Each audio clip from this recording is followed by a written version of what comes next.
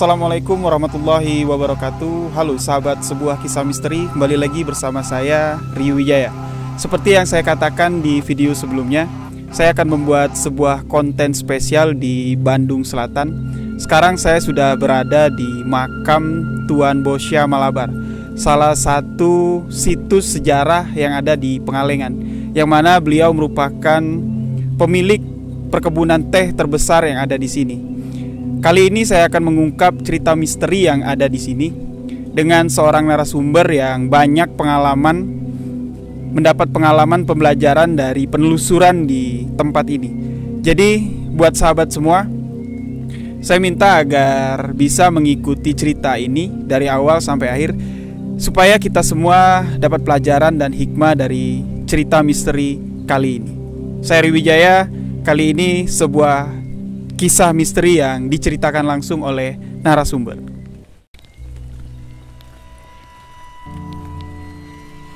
Berarti ini memang dijaga benar-benar ya? Iya, ini sekarang udah dijaga benar-benar, udah dirawat dengan benar-benar juga sih. Jadi yang cerita di tempat ini pernah melihat sosok apa? Kalau untuk di area pemakaman Tuan Bosya ini sih ya, yang sering nampak itu sosok genderuwo dan juga sosok Inces sih, kuntilanak. Kuntilanak ya? Iya. Oke, nanti akan diceritakan secara detail oleh Atofik. Jadi sekarang saya ingin mengajak sahabat semua kita keliling-keliling melihat pemakaman Tuan Bosya Malabar. Ini bagian belakang ya? Iya, ini bagian belakang dari kuburannya. Tapi kita nggak bisa masuk. Soalnya kalau udah masuk maghrib itu kan ini udah dikunci. Udah dikunci ya? Karena banyak yang disalahgunakan dengan tidak baik juga sih, sama warga setempat juga. Sama warga setempat ya? Iya. Oke ya, kemarin lihat sosok genderuwo di pohon besar ini ya? Iya, kemarin saya lihat sosok genderuwo itu di pohon yang ini nih. Tingginya itu hampir 6 meter lah lebih, dengan mata yang merah mencolok di sini. Terus ngelihat sosok kuntilanak juga di dalam. Kalau sosok kuntilanak saya ngelihatnya di dalam sini. Di dalam sini ya? Iya. Itu tadi ya kasih rokok buat apa sih sebenarnya? Ya, itu untuk sajian aja sih yang ada di sini, supaya kan kita kesininya dengan cara baik juga. Kita harus pamitan juga kan, di setiap tempat itu pasti ada penunggunya juga kan. Oke, kita langsung ke rumah ya. Ya, kita ke rumah Tuan Bosyanya. Kita langsung ke rumah Tuan Bosya.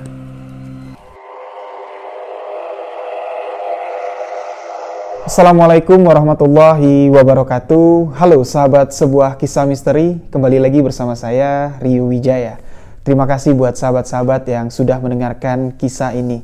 Kali ini sebuah konten spesial akan saya bagikan kepada sahabat semua, yang mana sekarang saya berada di Pengalengan, Bandung Selatan.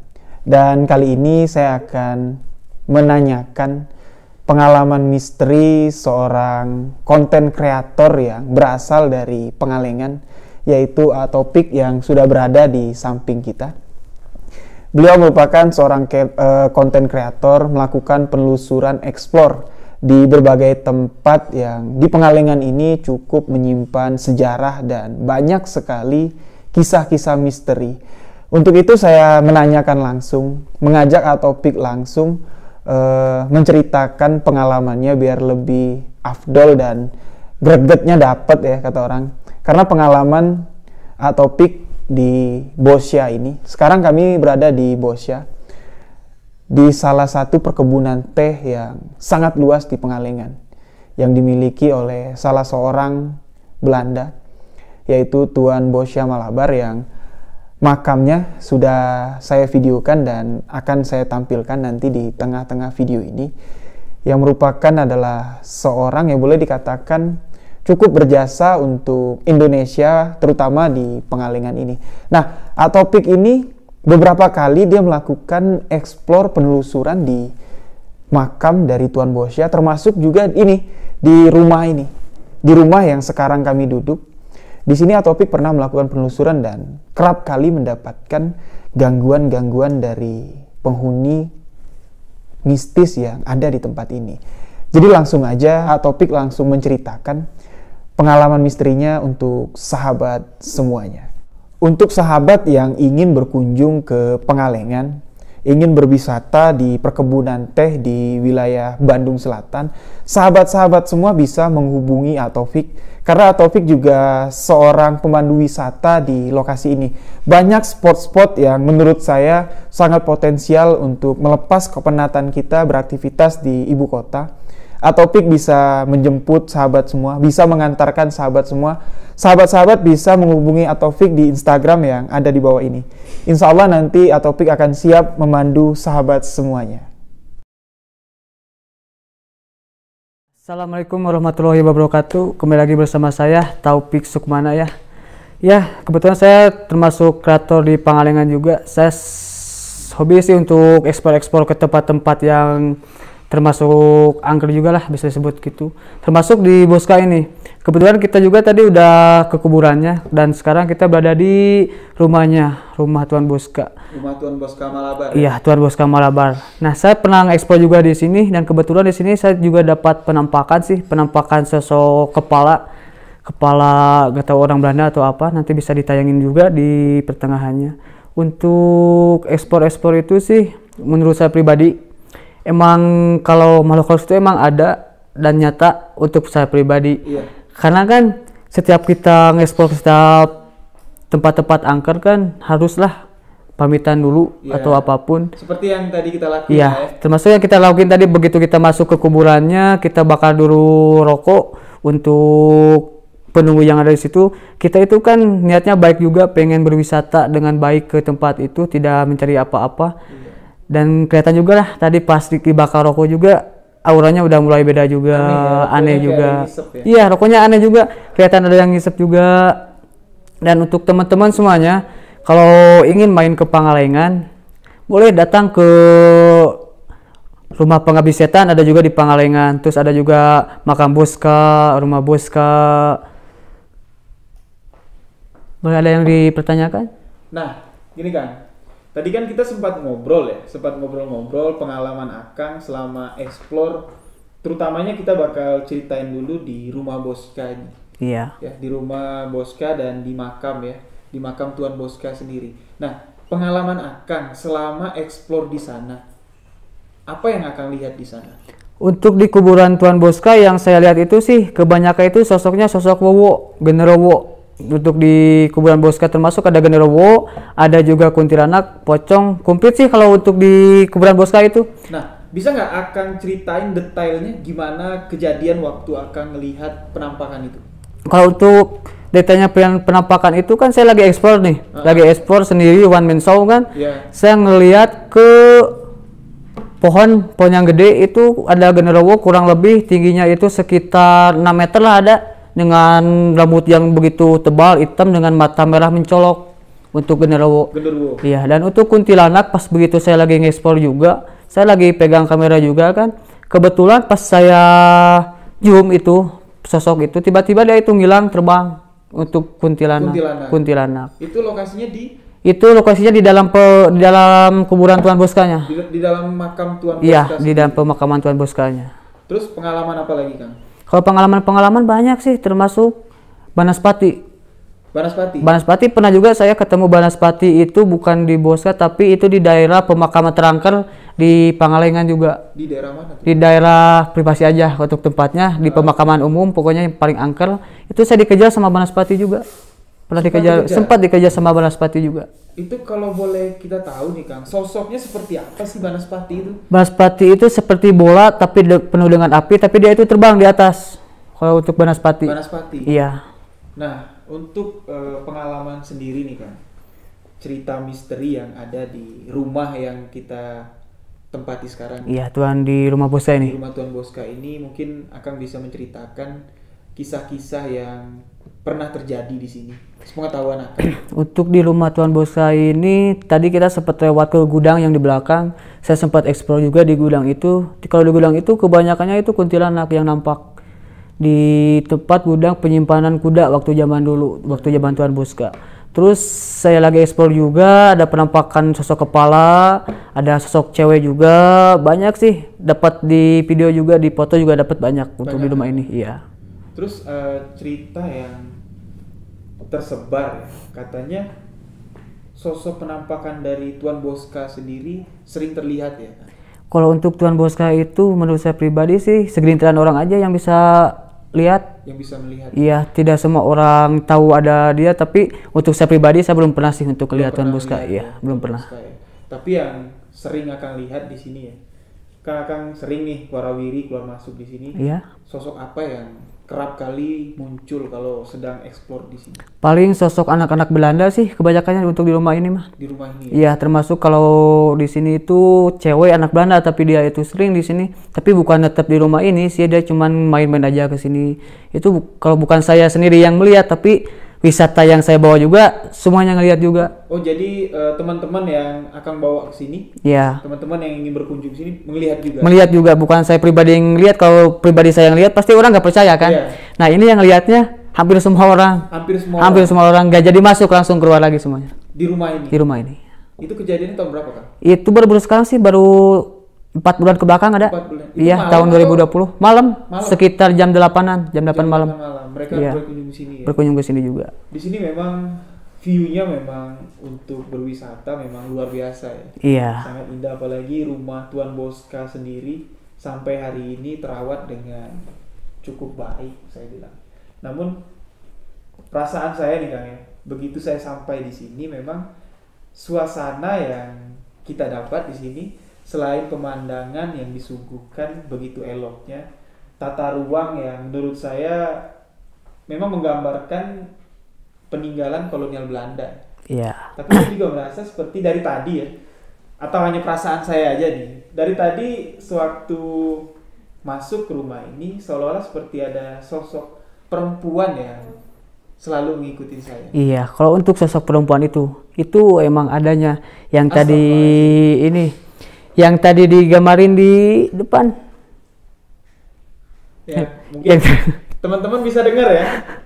Tadi saya pas akan menceritakan sosok perempuan itu, saya melihat dari jendela kaca sini ada yang melintas dan barusan ada suara yang ngetuk kaca juga. Mengetuk kaca ya.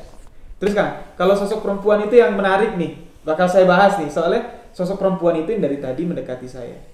Kalau untuk sosok cewek itu yang tadi ada lukisannya di situ. Nah, setiap orang, kalau orang bisalah, yang kan banyak juga orang bisa yang kesini yang saya bawa. Setiap melihat foto itu, setiap melihat, bukan foto sih, lukisan itu ya? Itu matanya selalu ngelirik, ngikutin kemana kita berjalan. Iya ya. Iya. Ini sekarang sosok itu ada di belakang, di belakang, di jendela sebelah kanan. Apa juga udah kerasa juga. Ini saya bukan mau nakut-nakutin sahabat semua ya. Saya ingin berbagi aja nih, karena memang konteks saya ke depan di sebuah kisah misteri ini kan, saya ingin menceritakan kisah misteri di tempatnya langsung. Iya. Ya. Dan untuk penampakan yang sering di sini mah emang cewek itu yang sering nampak di sini, emang itu yang sering. Tapi nggak usil ya? Nggak, dia cuman lihat ngelebat aja gitu aja. Nah, kalau sepengetahuan Akang nih ya, mungkin dari sejarah atau apa, perempuan itu apa? Atau kalau istri dari Tuan Bosca atau pekerja yang ada di sini? Kalau untuk perempuan itu bukan istri kan, Tuan Bosca itu nggak pernah menikah dia itu waktu di sininya. Itu pembantu Tuan Bosca zaman dulu, tapi dia orang Indonesia asli. Orang Indonesia asli. Iya. Mungkin orang asli dari Pengalengan. Iya, orang asli dari Malabar, Pengalengan. Dari Malabar, Pengalengan ya. Ya mungkin karena dia dekat dengan Tuan Bosca sehingga beliau membuat lukisan dari Tuan Bosca juga. Sosok wanita. Oh iya, dari sosok wanita. Kalau lukisan itu sih dibikinnya itu sama orang Belanda juga, dari saudara Tuan Bosca yang berkunjung ke sini karena tertarik sama dia, pengen menikah sama dia juga. Cuman dianya nolak, dikasih hadiah lukisan itu tapi dia tetap nolak, nggak pernah mau nikah sama saudaranya itu yang dari Belanda. Ya memang dari tadi sewaktu saya juga sholat maghrib di bawah ya. Iya. Memang sewaktu sholat di musola kan ada turunan ya. Iya, ada tangga turun ya. Pas baru mengambil wudhu juga udah seperti sosok itu udah mulai mendekat. Dan tadi juga abang ipar saya ya, kakak ipar saya, sewaktu dia jadi imam membacakan surat Anas, dia mendengar ya seperti ada yang ngedumel. Ya itu udah sering sih terjadi, jangan kan gitu. Kalau kita kan di sini ada villa juga, ada penginapan juga kan, sering diadain acara karaokean atau apapun. Termasuk kalau sore-sore gitu sih sering terjadi. Termasuk kan di sini ada piano nih, ada piano yang usianya hampir 200 tahunan lah. Kalau malam suka nyala sendiri juga. Oh, piano yang di belakang. Ya, piano yang di belakang itu. Kalau malam sudah 200 tahun. Berarti iya. memang benar-benar dibawa Tuan Bosca dari Belanda. Iya, bisa jadi gitu juga sih. Emang dari Tuan Bosca juga. Nah, selain dari tempat ini yang sering akan kunjungi untuk melakukan explore, bisa nggak akan berbagi sedikit pengalaman di tempat-tempat lain? Boleh. Untuk di tempat-tempat lain sih, termasuk di yang paling banyak muncul itu di gedung-gedung terbengkalai, terus di pohon-pohon bambu. Pohon-pohon bambu. Iya, tapi kebanyakan nampak itu kalau mau eksplor nih malam Jumat atau malam Selasa udah dari jam 6 lah, jam 6 maghrib udah turun hujan, jam 11 atau jam 10 udah ada hujan, itu suka nampak, sering nampak setelah hujan pasti mereka nampak. Nampak ya? Nampak. Pengalaman paling ekstrim saat melakukan explore? Paling dikejar banaspati terus disamperin sama pocong. Di mana tuh? Itu di daerah situ Cilunca di Pamecot. Di Pamecot. Iya. Itu ceritanya gimana tuh? Itu Bisa kalau nyamperin sama pocong. sama pocong kan itu pocong jauh. Ah. Kan dari jauh saya tang-tang terus, tang-tang pas dia nyamperin saya takut kan karena pocong itu bahaya soalnya. Iya, kalau ngeludah ya. Iya, kalau pocong itu bisa ngeludah, kalau kena ke mata itu bisa buta kan, kalau kena ke wajah itu bisa rusak, itu pocong. Pocong ya. Dan untuk genderuwo, masa juga takut sama genderuwo. Iya. Tapi kan demi konten juga kan, Iya. saya tang-tang. Pernah ada tim saya lagi one man show, dia lagi uji nyali di daerah Pamecot juga. Dia disamperin genderuwo, tapi dia nggak tahu kamera itu di depan, dia itu di belakang, dia ngebelakangin kamera. Dia diseret sama genderuwo. Diseret sama genderuwo. Diseret sama genderuwo. Itu titik hilangnya itu dari titik hilang 2 km dia baru ketemu. Hilangnya itu kurang lebih 2 jam lebih lah. 2 jam lebih. Iya, 2 jam lebih. Pas ketemunya itu dia lagi dimainin sama sosok wewe gombel. Pas diketemukan. Pas diketemukan itu ada di video tapi nggak diupload di YouTube, itu hanya untuk pribadi aja Untuk karena pribadi. privasi itu. Nah, ceritanya dia nih, ya, setelah dia hilang dan diketemukan dengan bersama Wewe Gombel, apa yang dirasakan? Pas saya tanyain itu, pas dia waktu saya dia udah nggak sadar apa-apa. Dia itu sadar itu setelah dikerubunin sama tim semua. Dia itu kurang lebih 1 bulan lah nggak ikut ekspor karena mungkin dia trauma atau takut. Sampai sekarang pun dia nggak berani lagi ekspor one man, so dia paling jadi tim stay, ngebantu tim, dia nggak mau turun lagi. Jadi pengalaman untuk melakukan explore itu memang tantangannya luar biasa. Iya, kan? tantangannya lebih Jadi menarik. Akang tadi bilang takut dengan pocong, Iya. takut dengan genderuwo, takut dengan Wewe Gombel. Motivasi Akang membuat konten explore itu apa sih sebenarnya? Itu hanya untuk hobi pribadi, untuk saya pribadi. Untuk pribadi juga saya terkesan lebih seru aja sih untuk konten-konten kayak gitu. Karena kan sebagian orang itu percaya adanya setan, adanya enggak juga. Dan banyak juga kan netizen nih yang hujat, wah itu settingan-settingan. Itu terserah mereka aja. Iya. Mau tonton nggak mau nggak apa-apa, gitu aja. Iya memang lah ya. Karena memang kita dengan melakukan explore atau penelusuran, kita dapat membuktikan kalau memang dua sisi dari kehidupan dunia ini memang diciptakan Allah, memang berdampingan. Kan? Iya.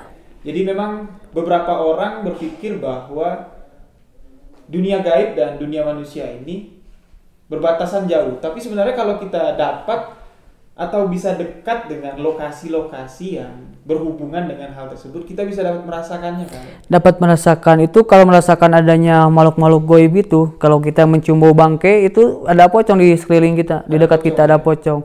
Kalau kecium bau-bau melati, bau-bau minyak, nah itu kuntilanak. Kalau genderuwo itu baunya gimana ya? Nggak karuan kalau genderuwo baunya. Yang ada cuma gerem aja.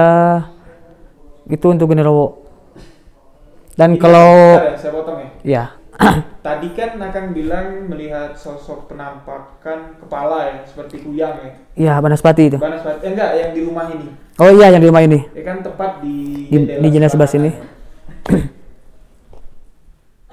Itu menurut Akang pribadi ya, sosok apa sebenarnya? Itu untuk saya pribadi yang saya lihat itu sosok orang asli Indonesia, tapi dulunya dia itu yang pernah dipenggal kepalanya sama orang Belanda, menurut saya pribadi. Karena dia nampak itu cuma kepalanya aja, nggak ada badan, nggak ada apa, cuma Akang kepalanya percaya aja. nggak kalau sosok itu adalah sosok yang di lukisan? Mesti percaya juga sih, soalnya kayak ada rambut juga ke belakangnya. Ya, nanti mungkin teman-teman akan saya ajak melihat sekitaran jendela yang dari tadi saya lihat ada sosok lewat ya, dan lukisan yang wanita yang kami bicarakan.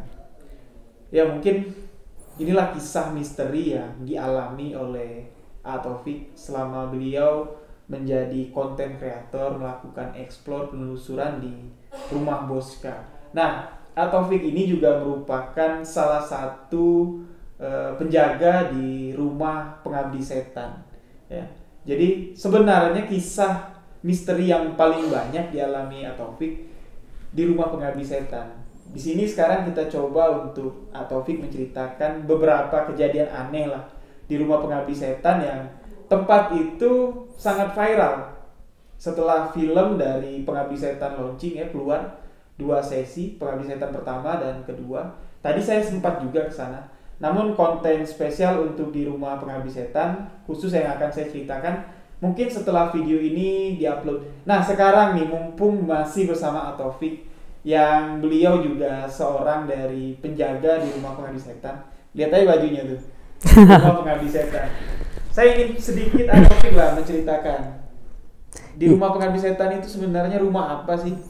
Untuk di rumah pengabdi setan itu kan itu rumah Belanda, menir Belanda zaman dulu. Terkenalnya itu karena setelah dipakai syuting Pengabdi Setan kan, kebanyakan tahu itu rumah orang yang pernah mengabdi ke setan. Nah, itu sebetulnya bohong itu karena Pengabdi Setan itu cuman cerita film aja, cuman kebetulan dia itu syutingnya di rumah itu, dan kebetulan juga rumahnya itu rumah angker juga. Rumah angker. Nah, angkernya ini loh kan, angkernya ini bisa nggak ceritakan ke sahabat semua sosok penampakan apa aja yang menghuni rumah tersebut? Kalau untuk penampakan di situ paling kakek-kakek orang Belanda, terus si berem, si merah ya. Iya, kuntilanak udah pasti itu. Nah, yang sering ngeganggu itu 3 sosok cewek.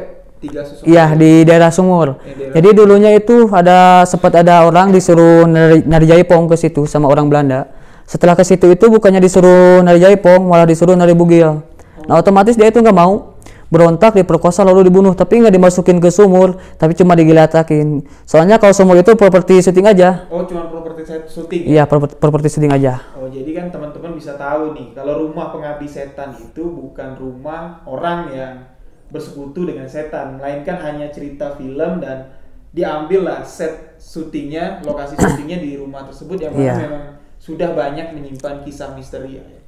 Dan tapi untuk di rumah itu titik utama berkumpulnya para setan itu di daerah Sumur sama di rumah Pak Ustadznya yang sebelahan. Yang di sebelahnya? Iya, sebelahnya itu titik utamanya. Nah, tadi A. Taufik juga sempat cerita nih, pernah viral di TikTok nih. Iya. Gimana tuh kejadiannya? Saya sempat viral di TikTok itu waktu Agustus 2020. Sempat viral, pasti teman-teman tahu lah kalau yang suka kepo di misteri-misteri, ada setan jalannya mundur di TikTok. Nah, itu sebetulnya bukan setan sih. Itu saya, dan kebetulan saya itu waktu itu lagi mandu wisata. Dan kalau mandu wisata itu otomatis pemandu itu di depan. Nah, saya mandu wisata, saya di depan, saya ngelihat ada cewek di bawah, dia itu pegang kamera, terus kamera itu dibalikin ke atas, kan ada saya di atas. Otomatis kan saya nggak mau ambil kesut sama kamera, saya mundur tuh pelan-pelan, dan ternyata viral juga di TikTok, disangka itu penampakan setan jalan mundur dengan kepala merah, padahal kepala merah itu karena saya rambut merah juga kan. Iya. Pas diwawancara juga sama adalah salah satu YouTuber juga lah, pasti ya ada di situ. Dia itu kan konten kreator suara itu, dia itu bilang kok sih setan ini ada pakai peci kuning juga. Padahal kan bukan peci, tapi saya rambutnya merah. Iya. Dan kebetulan saya lagi pakai baju putih juga. Itu terusan videonya ada di saya. Itu kan yang diambil cuma sepotong pas penampakannya aja. Itu ada pas ke bawahnya si teteh yang ngambil video itu dipandu juga sama saya. Oh gitu. Iya. Jadi memang kejadian itu kebetulan. Kebetulan aja itu. Jadi nggak semua penampakan horor yang terekam di kamera itu adalah penampakan yang sebenarnya. Iya. Jadi sebenarnya itu sih ya. Saya pengen mengangkat topik itu sebenarnya. Jadi gini loh sahabat semua. Jadi sahabat-sahabat mungkin sering lah yang melihat di TikTok atau di Instagram, terutama di YouTube lah, penampakan setan yang muncul secara tiba-tiba dan secara nyata ya, berwujud asli. Itu menurut saya dan pengalaman saya pribadi juga selama pernah melakukan eksplor penelusuran juga, memang kalau untuk mewujudkan sosok penampakan seperti itu sangat sulit menurut saya. Sulit banget, iya, sulit banget. Ya, karena memang dua sisi dari kehidupan ini dibatasi dengan ruang dan waktu yang sangat jauh berbeda. Sosok itu kalau ingin mewujud atau muncul ke dimensi manusia, mereka harus memiliki energi yang sangat luar biasa besar, benar nggak? Iya, betul-betul. Apalagi untuk sampai kerekam ke kamera visual. Iya. Ya memang ada beberapa, tidak saya pungkiri, beberapa penampakan yang real ya, tapi itu hanya sekilas bayangan dan sesosok ya seperti sesuatu yang terbang atau apa. Namun kalau yang bisa dipegang atau bisa diajak bercanda itu menurut saya sudah bukan ini lagi ya, bukan penampakan, bahkan cuma sekedar untuk edukasi bahwa jangan terlalu takut dengan setan. Ya, setuju nggak kalau gitu? Iya, setuju banget kalau itu. Ya. Iya. Ini gini loh, konten horor yang sekarang ada di Republik Indonesia ini di Plus 62 ini menurut saya sudah menjadi sebuah humor. Iya. Ya. Apakah tujuan explore dari Atopik mengarah ke sana? Kalau untuk saya sih untuk membuktikan. Nah, untuk membuktikan bahwa sosok dari makhluk-makhluk astral itu benar-benar ada. Iya. Oke, mungkin demikianlah perbincangan saya bersama Atopik di rumah Tuan Boska Malabar. Dan alhamdulillah malam ini saya diberikan teh asli produksi dari perkebunan almarhum Tuan Boska. Dan ini bukan iklan.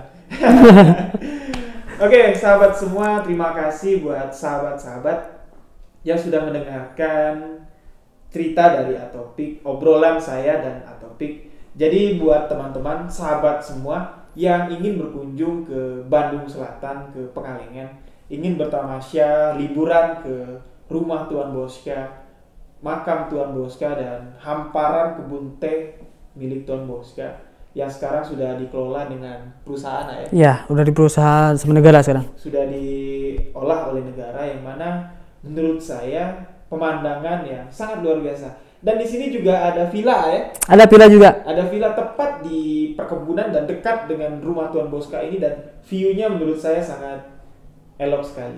Jadi buat sahabat yang ingin berkunjung, main-main ke rumah pengabdi setan, ke rumah Tuan Boska, sekali lagi saya ingatkan jangan lupa untuk menghubungi Atopik di Instagram yang ada di bawah ini. Linknya nanti sudah saya siapkan di box deskripsi. Oke, sebelum saya tutup, saya ingin mengajak sahabat untuk melihat langsung piano yang berusia sudah 200 tahun. Ya. Melihat jendela yang tadi saya bilang, saya melihat sosok wanita yang ada di lukisan itu. Ya, sekelebat melihat wanita itu lewat dan saya ingin menunjukkan lukisan dari wanita yang kami bicarakan tadi. Ayo, saya ajak sahabat-sahabat melihat bersama Atopik. Oke, ini sekarang saya ingin mengajak sahabat semua melihat piano yang sudah berusia sekitar 200 tahun. Yuk.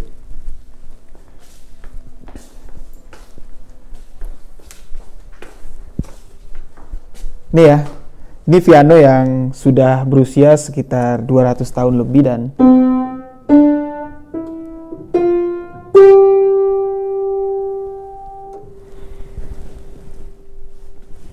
piano ini sampai hari ini masih terus berfungsi layak dan normal karena memang perawatan yang diterapkan di piano ini memang dijaga ya. Dijaga, sahabat-sahabat bisa melihat lah. Bisa melihat not-not dari piano ini masih berfungsi dan kayu-kayu yang ada di sini masih terjaga keorisinalannya ya. Dan jelas tentu piano ini menyimpan banyak sekali kisah dari perjalanan hidup Tuan Boska. Dan sekarang saya ingin mengajak sahabat melihat jendela yang saya bilang. Ya, nih dia. Jendela yang saya bilang, tadi kita duduk di sana. Ya, saya duduk di situ, Atopik duduk di sini. Jelas tadi saya melihat ada sosok bayangan yang ada di sini. Sosok wanita yang akan kita lihat lukisannya.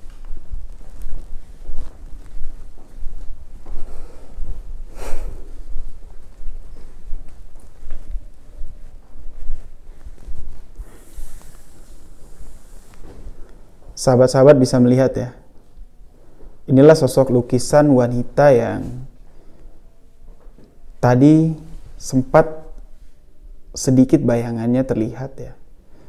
Dan konon katanya lukisan dari wanita ini, beberapa orang yang melihat mata dari lukisan ini dapat berkedip dengan sendirinya.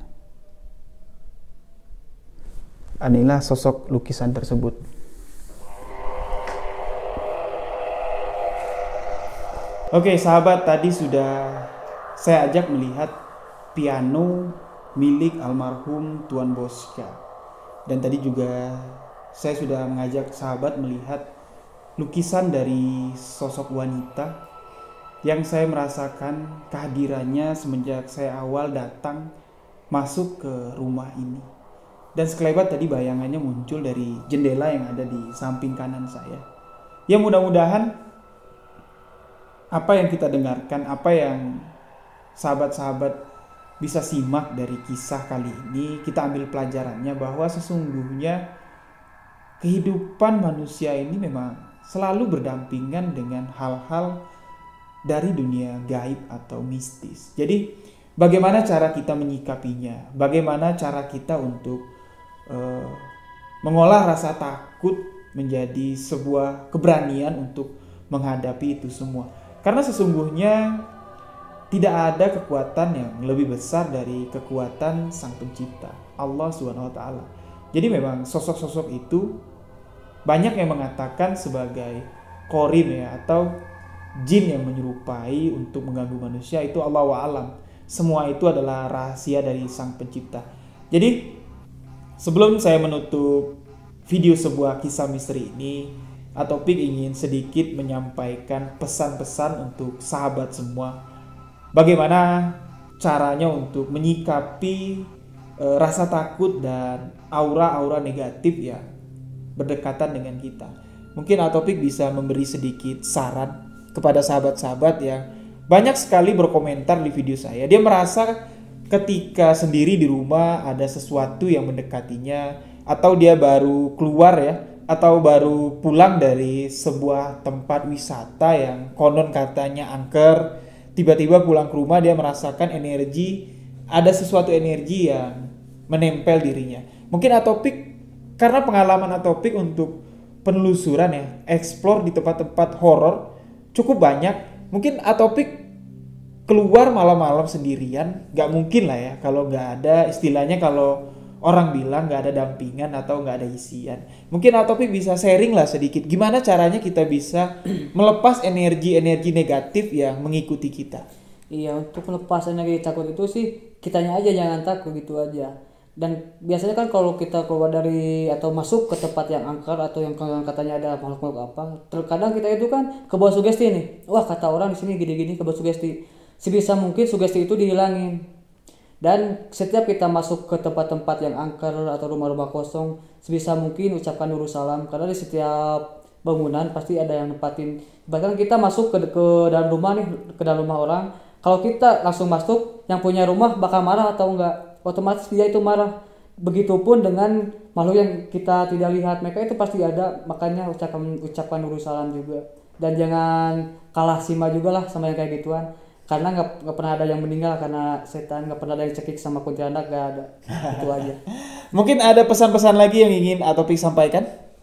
Mungkin untuk pesan nggak ada sih, untuk kalian juga sih yang pengen lihat pengeksploran saya untuk kedepannya, bisa dibuka di YouTube ya, di namanya Tim Barbar Pangalengan juga ada. Nanti linknya akan saya siapkan di box bawah deskripsi. Sahabat-sahabat bisa melihat aksi Atopik dengan tim explore dari Pengalengan, Bandung Selatan.